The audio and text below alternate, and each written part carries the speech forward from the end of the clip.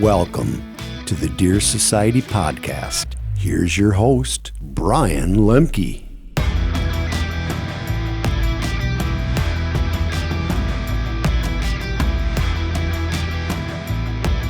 Hey everybody, welcome back to the Deer Society podcast. Thanks for tuning in. We got kind of a fun one today. Got some new guests in the studio. So I'm Brian Lemke, got JJ Ducart over there, and joined by Connor Deis and Jonah Bell. Got some big buck killers here sitting in the middle, holding down the fort. Had a lot of success. Some we talked about last week, Chris and Adam's buck, and teased into this one. Connor and Jonah also were able to seal the deal here pretty early in the season on some great deer. Jonah in Iowa, Connor here in Minnesota. So year's kicking off to a great start. Man, it feels like we're already getting into the pre-rut stages of the season. So that's really exciting. But I will let these guys kind of talk. Connor and Jonah both do production for a living. So they are part of the Almond Eye team and super talented at what they do behind the lens and behind the computer, and play a huge role in everything that Deer Society does and bringing these podcasts and hunt breakdowns and videos and everything that you kind of see and get to enjoy. They're a huge part of what happens behind the scenes. So not only super talented guys behind the lens, but also pretty lucky or talented, I guess you'd say, behind the weapon too. So why don't you guys just kind of introduce yourselves a little bit? Connor, what do you got? Introduce myself. Well, I'm 24 years old. Single? Nah, yeah, sure, we'll call it that. Depends on the day. But I'm 24 years old. I started working for Almond Eye 2 years ago, full time. And I mean, my falls are just kind of crazy. I mean, one day I'm in Minnesota, one day I'm in Iowa, one day I'm in Wisconsin. So it's kind of on the road always. I mean, I kind of like that lifestyle. Never know where you're going to be next. And so like, it's kind of difficult with hunting because, you know, you don't get that many opportunities to hunt. So you have to take advantage of when you get to hunt. So that'll be it for now. Jonah, you can go. What's up, guys? My name's Jonah. I'm 28 years old. I'm new to the Almond Eye team, 3-4 months now. Been full-time with Almond Eye. I moved to Iowa 5-6 years ago now, and I did that for the sole reason I just love whitetails. Growing up in Michigan, you know, we didn't have big whitetails by any means, and big whitetails are like my passion right next to, you know, being behind a camera, telling stories, video production, you know, the whole 9 yards. So happy to be a part of the Almond Eye team, and yeah, bow hunting, that's what we do. So JJ? Do I gotta introduce I'm yourself? JJ. No. Yeah, I mean, obviously a lot of talent here, not only behind the bow, behind the lens. So I think it'd be cool to kind of break down these hunts, talk some strategies for early October, and then also I know you guys both self-film, so a little bit of strategy talk on setups, how many cameras you had, and just what that looked like. I think that's kind of interesting too. We got a lot of self-filming gurus up here, so that'd be something cool to break down. Yeah, for sure. Connor, I'll kind of throw it in your court first. So kind of let's talk about strategy first. Like, you know, some of the summer prep that you did on that property leading into the season, and how you went and tackled it, and then ended up being successful really on your first hit. First hit. Yeah, so the property we hunt's in southern Minnesota, and it's just a lease property, but we kind of have full access to what we can plant and what we can all do down there. So I think this year we had probably 7 or 8 acres, I would say, of food plots.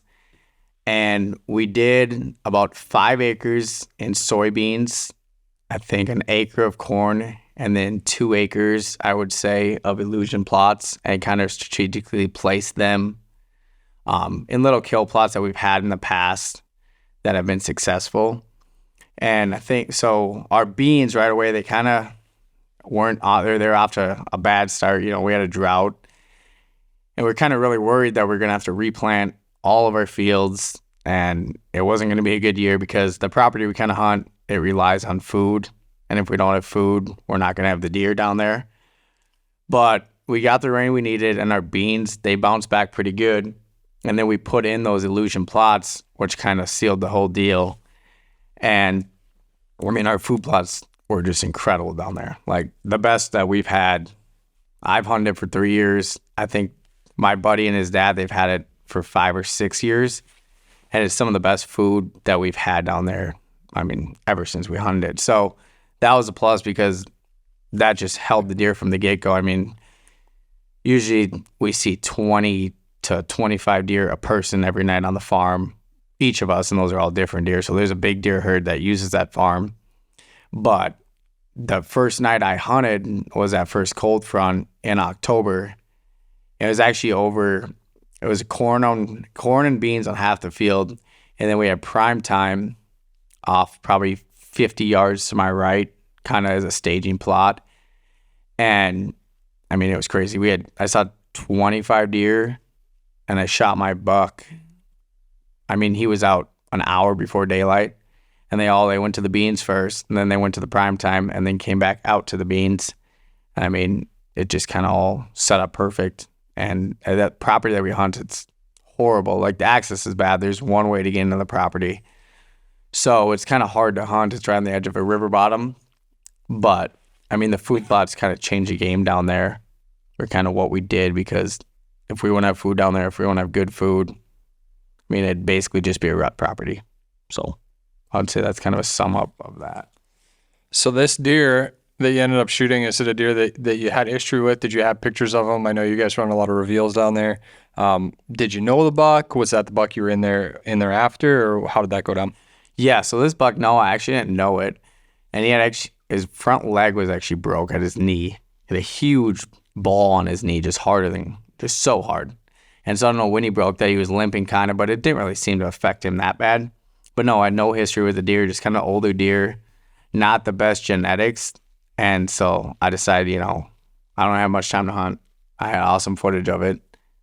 Might as well take the shot and shoot him. But yeah, we have 2 deer down there that I'm hoping my buddy's dad and my buddy get a chance to shoot, because I'd like to see them shoot the big ones since it's their lease. But yeah, it's a stud of buck. Looks like a really old, mature buck. It's a cool deer. Let's talk about your filming setup a little bit. What kind of cameras are you running? So you're in a blind? Yep, I was in a blind. So when I was self-filming in a blind, I just had one A7S III with a long lens on, and then I just ran a GoPro too. But like if I'm in the tree self-filming, I'll try to run one A7S III and maybe another one too. Kind of just depends on the setup. But then for sure a Tats cam and a GoPro, kind of 4 different angles. I mean, the most that I can get out of kind of the tree in the scenario. So yeah. So when he says A7S III, for you guys that might not know, it's kind of your DSLR type camera. That's a camera that we run a lot to film hunts. And really, it's interesting because they're not the easiest cameras to run if you're just self-filming. There's a lot of manual operation to those cameras, not just with the body, but with the lens. So self-filming with that camera is not the easiest, especially with a long lens. Yeah. Yeah, it helped being in the blind because, you can get away with a lot more movement. But yeah, if I'm sitting in a tree, like, I'm not running that long lens just because it can be difficult. Yeah. And I'd rather run a handy cam, but Brian doesn't want me to. No, that's awesome. Awesome buck and definitely awesome footage. Definitely can't wait to break that one down here in the coming year. JJ, what do you got? Questions on the strategy? Well, I was just going to comment. So when he said he shot his buck, got some good footage. He hit it great, by the way, a double lung shot. I, in my head, was just envisioning footage from the tree. And then when I came in here one day, he showed it to me. It was, like ground level stuff. I'm like, were you in a blind? Like, that's a completely different look, much higher quality look. And then being on a tripod with that big lens and setup is so much more stable than in the tree. I know I took one of them big lenses up the other day in the tree and just bouncing around on the arm. So the setup for filming in those blinds with the tripod is so much more solid than up in the tree. So shocked me a little bit seen from the ground level, but it's brings the quality up substantially. So yeah, and it's nice too because usually you got 2 people. I'm always filming someone in a blind, but kind of being in there by yourself, you have all the room in the world, kind of move stuff around. Yeah. And Did you black out in there? Do you wear all black hoodie. Yeah, so black stuff. I had a black top on and a black hat, and I didn't have a face mask on that night, but I usually try to have a face mask on too, the best I can. But yeah, actually, so the deer was coming in, and I was on the fence about shooting it, and I was like, all right, I'm gonna shoot it. But I was waiting for him. He kept feeding right at me the whole time, so I couldn't get a shot. And he was at 40, and he was at 30, then he was at 20, and he just kept feeding right at me. And next thing I know, the deer was at 10 yards under the blind. And I was trying to, it was out of a redneck blind, and I was trying to shoot him out of the vertical window. And I was trying to film over my shoulder at like 10, 15 yards and trying to draw my bow back. Obviously didn't work out that well. And I had a let down, and my arrow hit the side of the blind, and he bounced back out to like 30. But it was getting towards probably the last 15 minutes of shooting light. So it was pretty dark and in the blind, like he couldn't tell what it was. And he just kept feeding again and got up to 30, and I put the camera on him and shot him. Went like 50 yards. Do you wear camo in and then put black on, or do you walk in the black? And no, I just walk in just with that black. It's real sneaky. Yeah. Get down low, belly crawl in there. Yeah. So, yeah, that's why I try to have I have all my camo, obviously, in my, my bag that all my hunting clothes is in. But then I also, we film a lot out of blinds. So I'll have like a pair of khaki pants and then 3 or 4 black sweatshirts that I keep in there too, that I just wear hunting or just wear when we're in blinds. So, for you guys, that's awesome. For you guys watching this podcast, you might be wondering why Morgan Wallen is actually going by Connor. He is his doppelganger. We might get him to sing us a tune before the end of this podcast, Maybe. But we'll see. So hang on tight for that. But no, sweet buck, sweet strategy. First sit, there's nothing better than that, right? When you go in and you capitalize on that first sit, sometimes that's your best chance. And I mean, you guys put in a ton of work on that property, putting food plots in, that kind of thing to make those deer be there, and obviously paid off for you. So it's pretty sweet. yeah, and I say that's probably my funnest part of the whole thing is, food plots and trail cameras, running the reveals and waking up. I mean, every night, that's the first thing I do when I wake up. If I wake up in the middle of the night, I check my app, see what kind of pictures we're getting. And like this year, we didn't have, the quality. I mean, we had the quantity of deer, but not the quality of deer that we wanted to. Especially after last year, we had a bunch of good 3 and 4 year olds that we passed, that we thought, and they made it throughout the year. And we thought for sure, like this year, it's going to be awesome down there. And we didn't really have a shooter show up until like late August. So it's kind of disappointing, but it also was nice because then, we would go down there and do a bunch of work, and we didn't have to worry about busting big deer off the property and worry about that.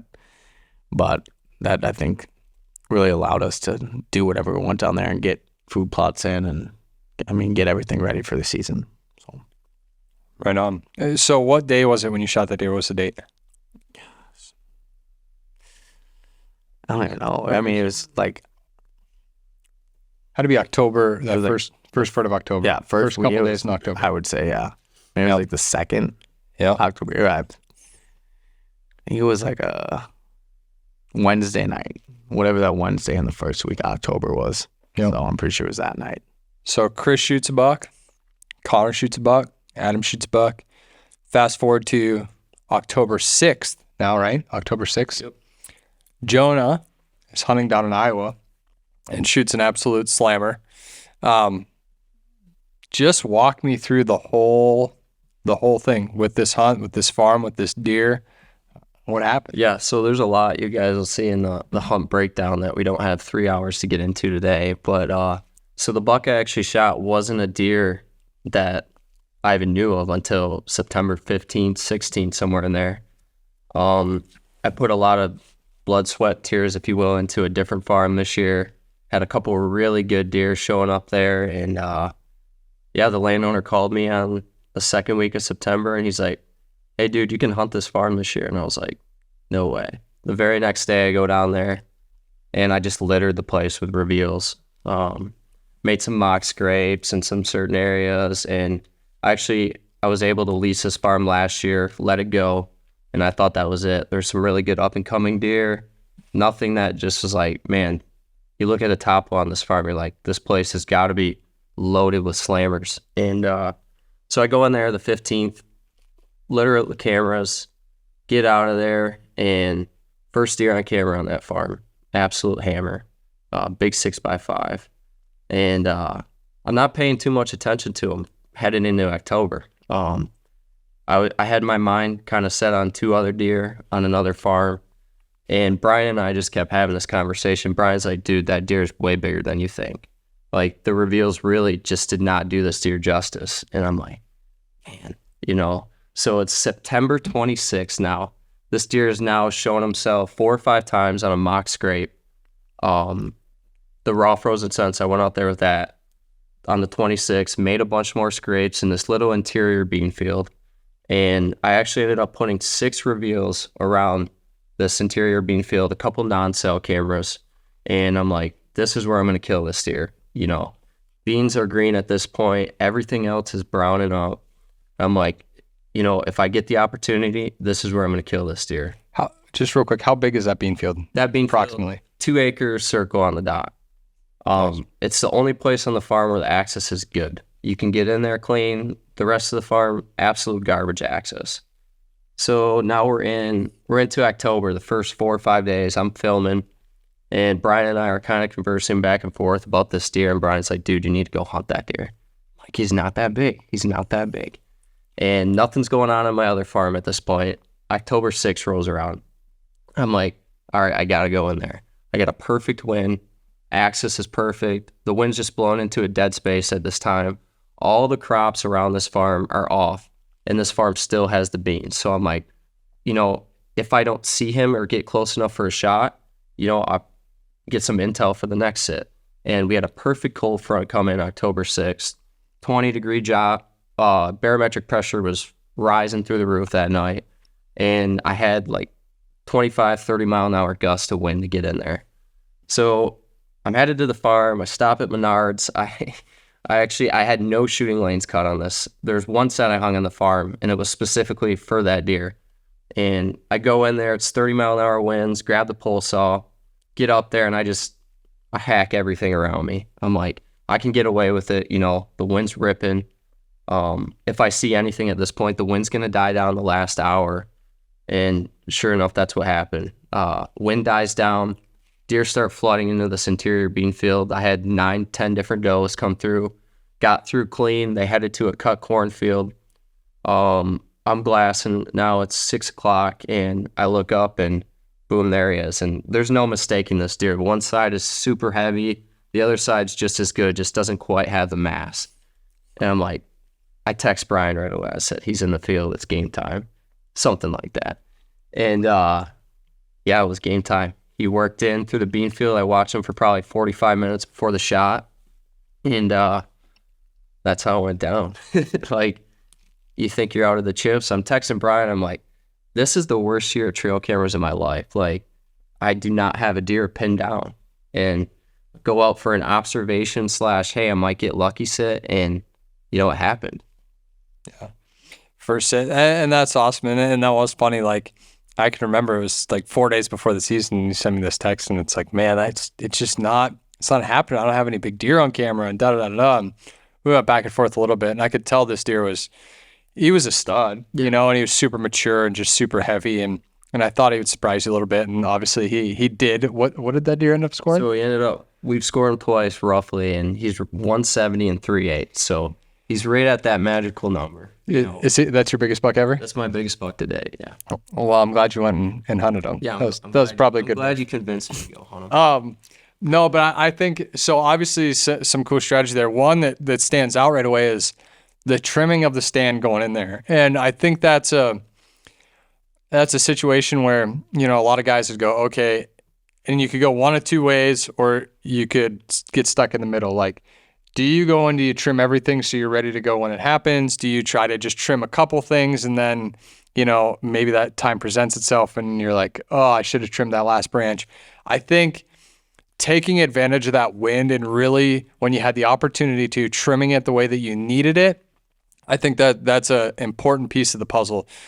From an outside perspective, I've been there, and as camera guys too, we do this, like try to eliminate as many variables as you can on the front end. So like when that time happens, it's that old saying of, if something can go wrong, it will. Like eliminating those variables when you have the opportunity to do it, I think is a crucial thing. And obviously, when that deer presented itself, even though you didn't think it was going to happen, like you were able to kill him. Yeah, right? and might I add, like if I didn't take a pole saw in there and clear what I did, I would have had no shot at killing this deer. And like you look at something when you get in the stand, you're like, I can shoot around that. I can find a hole sometimes, But this was like the one time where it was like, man, I'm glad I did that because I would have never got a shot at this deer. Yeah. One thing I want to add too, Brian, is when this buck and all these does came out, I was getting this buck consistent on camera. Every 4 or 5 days, I get him on camera. So we're like, yeah, he's around, The night that he came out and I killed him, along with him and all the other does, they dodged every camera in that 2-acre bean field. So it just goes to show you, like, you cannot live and die by your cameras because deer are going to do what they do, especially mature bucks, They catch on to where we put cameras. Like, you just never know what's going to happen. Yeah. Yeah, and they're it's not like as much as we want to think that they're walking the same trail every day or you have that perfect camera placement where you can't get, they can't get around them. Like, they do different things. They're not walking the same footsteps every single day. And, I get guilty of that myself, like looking at those cameras and thinking, man, they're not doing this or they're doing this. And, really getting out there and seeing what they're doing with the eye and getting in the stand is better intel than you can get 100 times by your cameras. JJ, what do you got for strategy questions? Just out of curiosity, when did you hang the stand and when did you decide you needed to do a bunch of trimming? Was it there for a long time and then you thought, well, that's not good, I got to get in here? So the first time I went in was the 15th, 16th, and that's when I was just getting as many cameras out as I could to get inventory of what was there. Is there a big enough deer to hunt? I just want to see what's on the farm at this point. So I get that intel through my review app. It's now the 25th, 26th, and yeah, it's right on the edge of the season, but I'm like, I have to get this done and I have to get prepared. What if something does show up and I'm completely unprepared? So I go out the 26th. I now know that deer is using that center part of the farm. That's where I made more mock scrapes, put a bunch of buck urine out in those with the raw frozen scents. And that's when I took a set in with me. I'm like, if I have anywhere I'm going to kill this deer, it's going to be right here. So I hung the set on the 26th, specifically to either observe that center bean field or potentially get a shot. What that stand setup, how high was it? Like, it was pretty low, right? Yeah, it's actually kind of funny. So this edge in particular, I wanted to be on either the north side of this fence row or more, the center to the north side of it. And there's just nothing there. The scrape that I made is that he was hitting on camera is right in the center of the field. And there's no trees. Everything there wants to kill you. Every single tree there is just nasty. And I did my best to get to where he was going on the camera and, hitting the scrape. But the only tree I could find was 7-8 foot off the ground. I was a stick and a half high. But it was a cedar tree. I had lots of cover. And I just knew, I was like, man, my ground scent walking in is perfect. Nothing's going to catch me. I got these cedars all around me. We still got a lot of cover on the trees. It should be a perfect setup. Interesting. Cedar trees, love them. What was the camera setup? Yeah, how did you get the arm? Was it a small cedar then? Yeah, it was a small cedar. I actually packed really light as far as camera gear.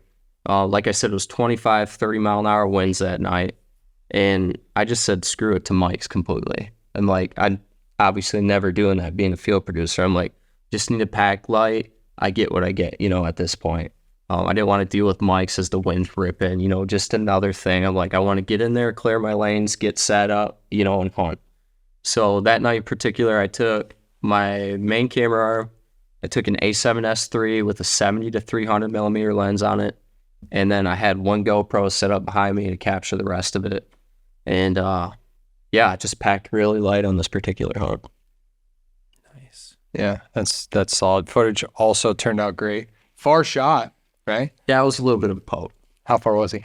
58, 57, somewhere in there. But like I said, there's no other trees to get to where I needed to be. Like, it was either that or, it just wasn't going to happen. He fed through the beans, made up his mind, hey, I'm going to cut corn. in another 10, 15 yards, he's out of my life on the neighbor's property. So Obviously paid off. Well, 2 big bucks down, self-filmed, awesome stuff. I mean, year is cranking, off to a hot start for Hunt Breakdowns, which is exciting for the home crew here. And lots more to come. Self-filming setup. So there's 2 scenarios where one in a blind running a DSLR type camera with a longer lens. There's Jonah in a tree running that DSLR camera again, with still a decently long lens, a little bit shorter, 70 to 300 versus 200 to 600. Guys both running secondary angles, it's Tactacam or GoPro. But using those secondary angle cameras, those are huge for self-filming, because I don't care if you're running a DSLR type camera, or JJ, I want to talk to you about your setup in more of a handy cam, but those secondary type cameras like a Tactacam, wide angle that you could put above you in the tree, or just capturing that, it's like your fail safe, it's your go-to. So, things happen out there quickly, and if you have those secondary angles set up, then at the very least, you're going to capture that shot or capture what's going on. So they can be lifesavers if you're self-filming. Definitely make sure you're running those secondary angles. JJ, you do a ton of self-filming. You run a little bit different setup. I know you do run the DSLR camera a little bit now, but talk to me about what your setup looks like and how it's different from theirs. Yeah, so it's more the Handycam style. It's a Sony 4K, and I take the easy route out and run typically mostly auto, other than focus, which has its goods and bads. But then I got a little remote, so I can basically just one operation with my right hand, zoom in, record. If I got to focus, I obviously have to use my left hand, but typically I like that setup with the camera arm off my right hip, so I can grab my bow with my left hand. So it's like camera right, bow left, which is a completely different ball game from like a long lens. Like you guys are running. I tried that the other day, and pretty much, and I told Brian, like, I'm not hunting today, I'm filming, because there's 0% chance I actually shoot a deer with this setup. But it's lighter weight, does a lot better on the, so I don't know, I was going to ask you what camera arm you run, because I was running a 4th Arrow. It's lightweight. It was bouncing pretty good when I had the heavy lens on it the other day. But with mine, it's a little bit better because the camera's smaller. What, did you have like a bigger? Yeah, or just a 4th Arrow stiff arm. Okay, I think that's what I run too. But is it like a carbon one or something? You might have, yeah. I don't think mine's a carbon. Okay. Yeah. There's some bounce though in that. So yeah, that's typically what I run. Then I like the double POV angles when possible, just so you can get both sides. You never know if a deer is coming on your left, on your right. I've been trying to kind of replicate what, if you watch a Hunt Breakdown that we just released, Public Land Iowa buck with Tim Evans, he has it in the tree right above him, a wide angle camera, and it's probably one of the best looks you could get, just right above your head, as wide spread as possible on that POV. I've been trying that. But yeah, the more angles, the better. It just gets a little bit tricky, especially if you guys do have a GoPro and a Tactacam, and if you got remotes for both. I don't know what your setup is. I have 2 Tactacam 5.0 wides that I can just push one button and they both turn on. But yeah, I kind of take the easy route out with my main camera, just because self-filming it's hard. A different game. It's tough. It is hard. But the quality suffers, It's definitely not a beauty shot. It's a kill shot. Yeah. I used to struggle with that a little bit too, like, especially like even before you had Almond Eye, and I was filming for Pat and Nicole, and like I'd get some time to hunt, and it was like I always struggled with this, like, okay, do I self-film? Do I bring the stuff along, or do I just go and hunt? And as much as I always wanted to go and hunt, like I think I did it one time and I kicked myself because I didn't have a camera there, because that's what I love so much. So like I still do a lot of self-filming. Fortunate enough, like tonight we're going, and like Jonah's going with me, or Connor's in the tree with me, and like it's really nice when you can have somebody with, and it's fun too. Like, Connor, we shot that deer last year, and it was a freaking blast. But it's fun being in the tree with somebody. It's you obviously get better footage. So when you have somebody that can go with you, do that, because not only do you get better footage, but it's a good time. It's fun. I've never got that privilege before. Well, hey, you just got to ask the Got a lot of questions. season left. Yeah. Take out though. But yeah, no, that's interesting. Man, I was gonna say something, JJ, and I lost my train of thought. Well, and I was going to say something too. Like, so last night, obviously you're in a tree. I was in a tree. It was gorgeous. Like, the colors are beautiful. The sun was, there were clouds moving in and out, and the sun kept popping out. And it was breezy and then calm. It was like just a gorgeous night for B-roll.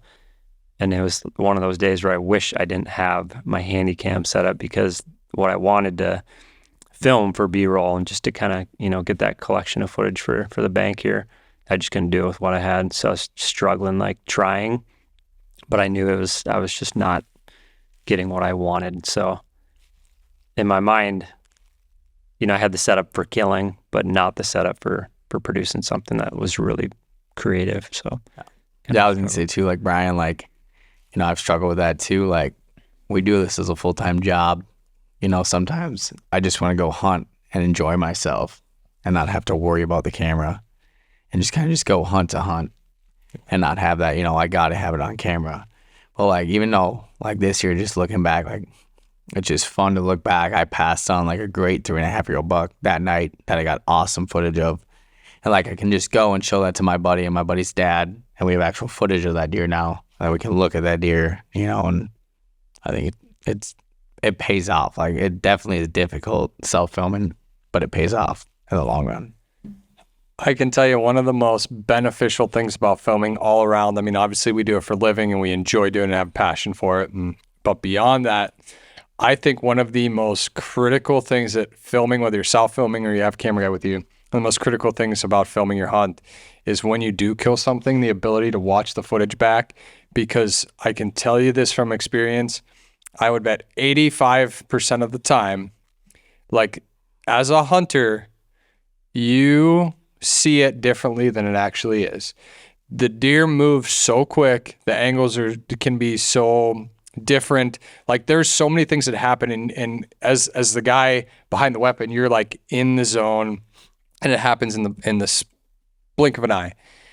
And when you go back and have the ability to watch that footage, like, whether it's the exact same or it's an inch different or the deer was angled just like, with the ability to watch that and analyze it and now compare it to so many different things. Like, the DeerCast app is a great tool when it comes to like looking at your shot and what to do and how long to leave them. And so many times throughout the year, and it's already happened this year, and I'm sure it'll happen again, throughout the year. But like, you hit a deer and you have a decision to make. Do you go get him right away? Do you leave him overnight? How long do you leave him overnight? And being able to watch where that impact is and how that deer reacts and how he runs away, that is pivotal information to recover that deer. And I think it gives you such a better chance because, man, I would say so many times you hear, well, smoked him. And even if the shot looks good, there's so much more that you can see with that video that helps you. Because once you start bumping that deer, trying to recover them, your chances just drastically decrease. So that is a huge benefit of filming your hunt, is that recovery aspect. Yeah, I would say like one thing too is like having a nocturnal on, I think helps big time. Mm-hmm. Because like I didn't do it. I didn't have one on. And it was kind of, that last 10, 15 minutes of light. So like when I shot him, it felt good. Like I felt good that, it was a good shot, felt steady. And then when I went back and looked at the footage, like I could kind of see where I hit. But I mean, if I had that nocturnal on, then exactly what your arrow flight was and exactly where you hit them. Yep. So I think that's a big plus to have a lighted knock on. And it just looks good on film. Yeah. And it does look good on. But I was too lazy. I had them. I just didn't put them on. Yeah. Sat in my truck. So. Well, the primes are definitely shooting some deer this year. Chris is, obviously, you guys are both shooting primes, some big deer on the ground. And JJ, I know that you're shooting a new prime, hoping to get that thing bloody. I'm doing the same here. It's been fun to. I've shot the same bow now for probably 3 years before this. It was a company that we worked with quite a bit from a filming standpoint. Shot a lot of deer with that bow, and was super comfortable with it. And started shooting this new prime this year, and man, I will admit, it's just switching bows in general, nothing to do with the bow, but like I picked it up and it just felt different. And the first couple shots through it, I'm like, man, it feels really nice, but it was different. And now I've been shooting that thing a lot, and man, it's like butter. I love shooting that bow, and I can't wait to shoot something with it. But hopefully it's the lucky charm. You guys have proved lucky. I hope tonight is the night. It'd be solid. So, maybe that leads us into a little strategy talk around what's going on right now. So we're kind of... Can I say one more thing? Yeah. And just when we're at Prime, I was going to say the mega meets. Like, I've never seen... Because I've always shot kill zones, which is kind of like a Rage 2-blade, and they're good too. Like, this is the first year I shot the mega meets. Jonah's like, oh, shoot them. Like, they're awesome. You got to shoot them. And the hole that I put, and this deer I shot was kind of quartered away, and I double lunged them, and I mean, I could probably stick my whole fist in the hole. Like, it was huge. Like, it was the biggest hole that I've seen with a deer with an expandable. So it was huge. As far as recovering deer, I mean, the blood trail you get out of a mega meat or even the dead meat, like, you just feel a whole lot better. Like, that's a quick kill. That deer ain't going far. Like, he went 40 to 50 yards. You make a bad shot, it's back. That broadhead's doing some damage. Yeah. Yeah. No doubt. I'm shooting the mega meats this year. JJ, you're going to shoot the mega meats too? Yep. Shooting the mega meats. I've shot a dead meat for a long time and had a lot of luck. So, yeah, I mean, you put a lot of faith in those broadheads. You want to be able to trust them, especially, all broadheads are pretty damn good when you hit them in the right spot. But, it's when you hit them in those a little bit off spots is when you really rely on, that setup. And I think the mega meats or the dead meats are a really good choice. So, kind of moving into a little strategy now, third week of October. I think we're getting into, I feel like I say this every podcast, but like we're getting into that exciting time. Like it feels like fall out there. You go and sit in a tree, like the leaves are changing. It's more brown. It's cooler. Like you're seeing deer that are, we're not in that pre-rut stage yet, but we're quickly, I think, approaching it. Like you're seeing smaller bucks that are bumping around some does, like checking them, deer running. That's exciting. I think, scrapes are obviously getting to be very hot right now, whether they're daylight or not yet. They're going to quickly become, and even from where we sit right now, like in a week, a lot is going to drastically change, and in 2 weeks, even more drastic than that. But strategy right now, JJ, what are you, like, what's going through your mind? How are you hunting, and what are you focused on right now? Trying to find a big deer. I mean, if I could hunt some other deer that, there's been a lot of 4-year-olds on camera, but I'm trying to shoot something a little bit bigger, so still kind of on the search for that. But if I was just hunting some of the deer that I have on camera now, I'd be definitely on scrapes, some logging roads or field edges, just trying to get them on their feet a little bit early. Scrapes are, like you said, opening up. I got new bucks on camera every day. Speaking of new bucks on camera, so JJ and I, there's one property that we hunt kind of very close together, and I got JJ's number one buck on my scrape this morning at 5 o'clock. So Brian, what buck is this? That's JJ's number one. So we're gonna see what happens there this evening. But go ahead. I'm sorry. Get him. Yeah, it's just going to be good. I'm going to actually not hunt the next few days. We got a little warm front, then we get youth season here in Minnesota. I'm not a huge fan of wearing orange right now. I'll do it if I'm on something good, but we got a little warm up. So just we'll let it rest for a couple days, and then it looks just dynamite going into next week. Cold front, a lot of rain. Yeah, I'm excited. Time to maybe even a couple morning sits next week. Yeah, it should be good. We got cold front lining up with that pre-rut. I mean, next week is like the last week of October, which is crazy to think and say, but I mean, arguably one of the best weeks of the entire year to be in the woods, and lining up a huge cold front with it could be pretty magical. So I got my Osseo rain gear on order as of yesterday, so it should be here in time. Get that washed up. Got some redneck ghillies just ready to sit in, because if it's raining too hard, I don't want to be out there with the camera gear. Letting that get too wet, but got some blinds and some good spots too. As far as strategy, JJ, like heading into, the end of October, are you moving cameras at all? I typically have them on all the good scrapes already, but if they're not, then I would put them on those scrapes. Yeah, for sure. Water holes and scrapes, I run cameras on a lot throughout the whole year.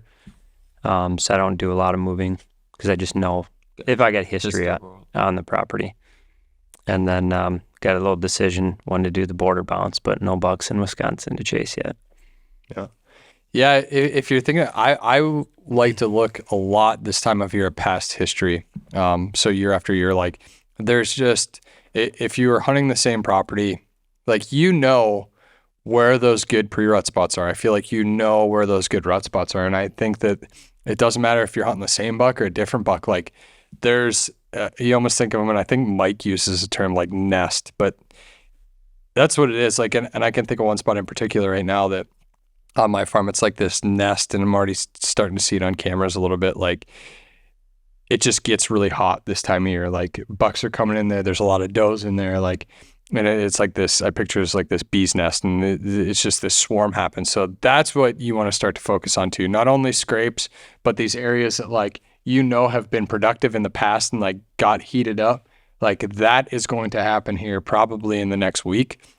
And then, you know, again, we talk about it a lot. If you're hunting a particular deer and you've seen him do something during the rut, like when he gets his first doe, pay attention to where he's gone in the past, because those older mature bucks, like they know where those first does come in. They know where they're going to take them to breed them. They might spend 3 or 4 or 5 days right in that little core area. So like pay attention to that. Look at what has happened in years prior. Use that to your advantage here coming up in the next couple of weeks. For sure. Well, I think we're good. What's next for you guys? Like tagged out in Iowa, tagged out in Minnesota. What's next? I'm gonna talk to the boss. I'm gonna go shoot some does tonight in Wisconsin You can go wear out some does. Right on. and just film. Yeah, you got a couple more tags, son. Yeah, I got it. Minnesota. You can, in a specific zone. Yeah, You can Wisconsin buck tag. We'll see Wisconsin buck tag. if I can take that. A lot of season left. Jonah, sounds like you got a potential to hunt in a few more states. Yeah, we'll see how the schedule lines out, but I'd like to get over to Illinois for a couple days at least, and might try my luck here in Minnesota for the first time. So Heck yeah. we'll just see how things play out, and then State. hopefully line up a couple muzzleloader bucks in Iowa. No doubt. Well, the best is still yet to come. We're getting into it, though. It's getting exciting. So, guys, thanks for listening. You guys, Connor and Jonah, congratulations. Thanks for jumping in the studio. Man, we're chasing you this year. Hopefully we can hold up our end of the tag list. But off to a great start. Guys, thanks for listening. If you're watching on YouTube, make sure you subscribe. Download the free Deer Society app. Hunt breakdowns rolling out. Lots of good stuff coming. So thanks for tuning in. Good luck out there and enjoy your time.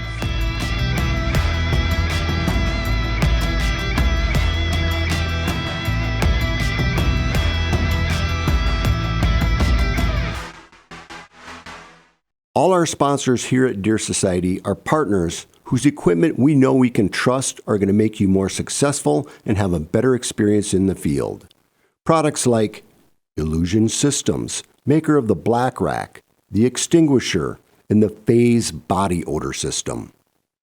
Tacticam, Reveal Cell Cameras, 10-Point Crossbows, Onyx Maps, Osseo Gear, Hooyman, and Big Frig.